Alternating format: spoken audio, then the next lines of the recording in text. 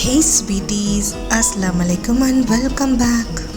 இந்த ரமதான் எல்லாருக்குமே ரொம்ப சிறப்பான ரமதானா, ரொம்ப அமைதி நிரம்பிய ரமலானா, அல்லாஹுடைய அருள் நிறைந்த ரமலானா இருக்கட்டும் என்ற பிரார்த்தனையோடு இந்த வீடியோவை ஸ்டார்ட் பண்ணுறேன்.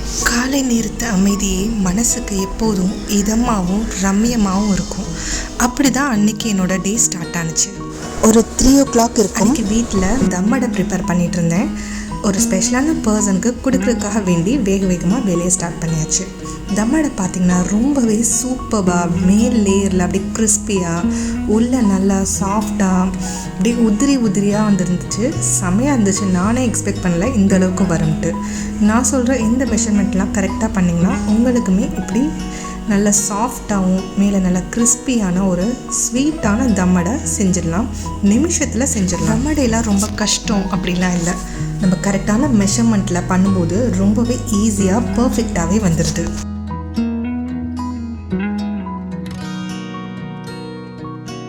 இதுக்கு தேவையான இன்க்ரீடியன்ட்ஸ் பார்த்தா 5 முட்டை எடுத்துக்கலாம்.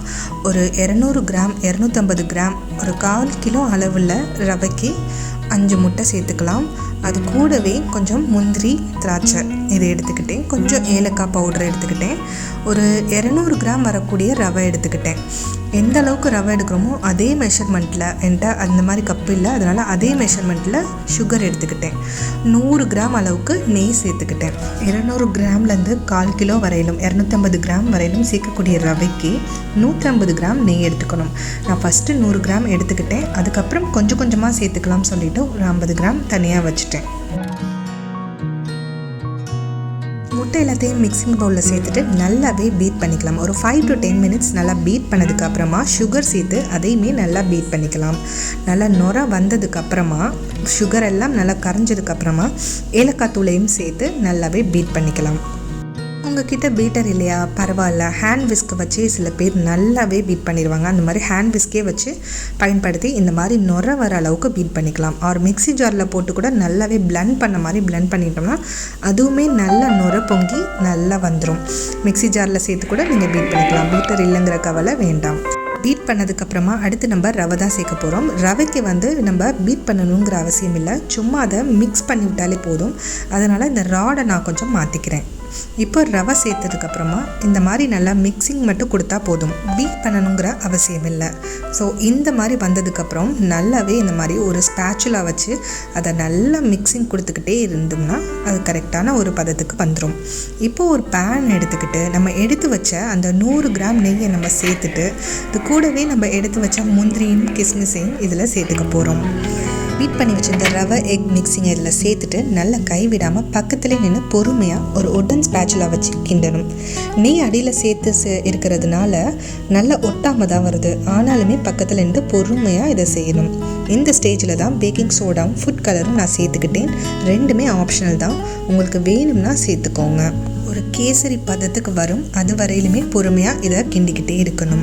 நான் எக்ஸ்ட்ராவாக ஒரு 50 கிராம் நெய் இந்த ஸ்டேஜில் சேர்த்துக்கிட்டேன். ஹை ஃப்ளேமில் இல்லாமல் நல்லா சிம்லே வச்சு நல்லா ஒட்டாமல் இந்த ஸ்டேஜ் தான் கொஞ்சம் க்ரூஷியலாக கொஞ்சம் பக்கத்துலேயே நின்று கவனிக்க வேண்டிய ஸ்டேஜ். இந்த மாதிரி நம்ம ஒரு 10 to 15 minutes எடுத்துக்குது இந்த மாதிரி கேசரி பதம் வர்றதுக்கு.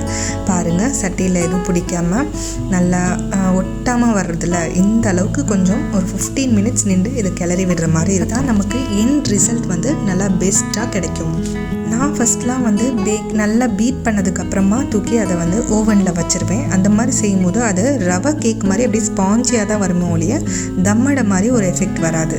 அப்புறம் தான் தெரிஞ்சுக்கிட்டேன் இந்த மாதிரி போட்டு நல்லா கைவிடாமல் கிளற ஒரு பெரிய ப்ராசஸ் இருக்குன்ட்டு. ஓகே, இதை ஒரு பேக்கிங் ட்ரேயில் மாற்றிக்கலாம். அதுக்கு முன்னாடி பார்ச்மெண்ட் பேப்பர் கட் பண்ணி சேர்த்தாச்சு. ப்ரீ ஹீட் பண்ண ஓடிஜியில் இப்போது 180 degree Celsiusல 20 minutes வச்சு எடுத்துக்க போகிறோம். வாவ், தம்மடை comes out so well, so super. நல்லா சூப்பராக, நல்லா ஸ்பாஞ்சியாக, நல்லா கிறிஸ்பியாக, நல்லா செவந்து கரெக்டான ஒரு பக்குவத்தில் தம்மடை நமக்கு கிடச்சிருச்சு. என்ன கொஞ்சம் ஆற விட்டு அதை கட் பண்ணியிருக்கணும். நான் உடனே அதை கட் பண்ணேன். எனக்கு கொஞ்சம் அர்ஜென்ட்டான வேலை இருந்தனால சீக்கிரமே கட் பண்ணனால கொஞ்சம் உடஞ்ச மாதிரி உதிரியாக வந்துச்சு. இல்லாட்டி கொஞ்சம் ஆற விட்டு அது நல்லா செட்டில் ஆனதுக்கப்புறம் கட் பண்ணாக்க நல்லாவே கரெக்டான பீசஸ் போடுற அளவுக்கு சூப்பராக வந்து ஒரு ஆனதும் ஆனேன். எனக்குள்ளே தூங்கிட்டு இருந்த அந்த செஃப் வந்து வெளியில் வந்த மாதிரி இருந்துச்சு, ஃபீல் ஆனிச்சு. பீசஸ் போட்டதை ஒரு பாக்ஸில் எடுத்துக்கிட்டு நல்லா சுட சுட எடுத்துகிட்டு ஒரு முக்கியமான இடத்துக்கு தான் போயாச்சு. வேற எங்கேயும் இல்லை, இருக்க நமக்கு பக்கத்து வீடு. இது பக்கத்து வீடுன்னு சொல்ல முடியாது, பக்கத்து வீட்டுக்கும் பக்கத்து வீடு. எனக்கு யாராவது கன்சீவாக இருக்காங்கன்னு சொல்லிட்டா அவ்வளோ சந்தோஷமாக இருக்கும். அதுக்கு ஏன்னே தெரியாது. யாம் பெற்ற இன்பத்தை பெருக இவ்வையகம்னு சொல்லிட்டு ஒரு நல்ல நோக்கத்தோட அவங்களோட பொண்ணு வந்து கன்சீவாக இருந்தாங்க. ரொம்ப நாள் கழித்து சென்னையிலேருந்து வந்திருந்தாங்க. அவங்கள பார்க்கவே ரொம்ப ஆனந்தமாக கிளம்பியாச்சு. அவங்கள பார்த்துட்டு வீட்டுக்கு ரிட்டர்ன் ஆனோடனே கையோடவே மீஷோலேருந்து ஆர்டரும் வந்துருந்துச்சு. வேறு ஒன்றும் இல்லை, பீரோக்கு ஓட்டக்கூடிய ஸ்டிக்கர் தான். பீரோ ரொம்ப நாளாக கலர்லாம் ஃபேடாக பழசாயிடுச்சு. ஸோ அதுக்கு ஒரு வால் ஸ்டிக்கர் ஆர்டர் போட்டிருந்தேன். அன்பாக்ஸ் பண்ண கையோட வீட்டுக்குன்னு சொல்லிட்டு நெக்ஸ்ட் பேட்ச் வந்து செய்ய ஸ்டார்ட் பண்ணிட்டேன். அதே அளவுக்கு மெஷர்மெண்ட்டோட தமடை செஞ்சாச்சு. அதுவுமே சூப்பராக வந்துருச்சு.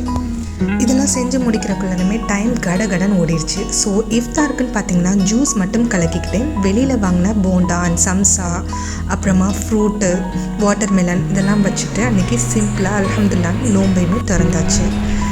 தம்மடை பார்த்திங்கன்னா எக்ஸலண்ட்டாக வந்துருந்துச்சு, சூப்பராக இருந்துச்சு. நோம்பு திறக்கவே அதையுமே சேர்த்துக்கிட்டோம்.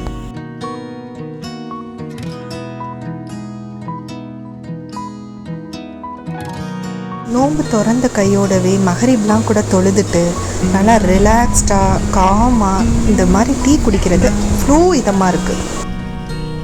வானத்தில் அந்த 16ஆம் புற நிலவு ரொம்பவே அழகாக பிரகாசிச்சுக்கிட்டு இருந்துச்சு.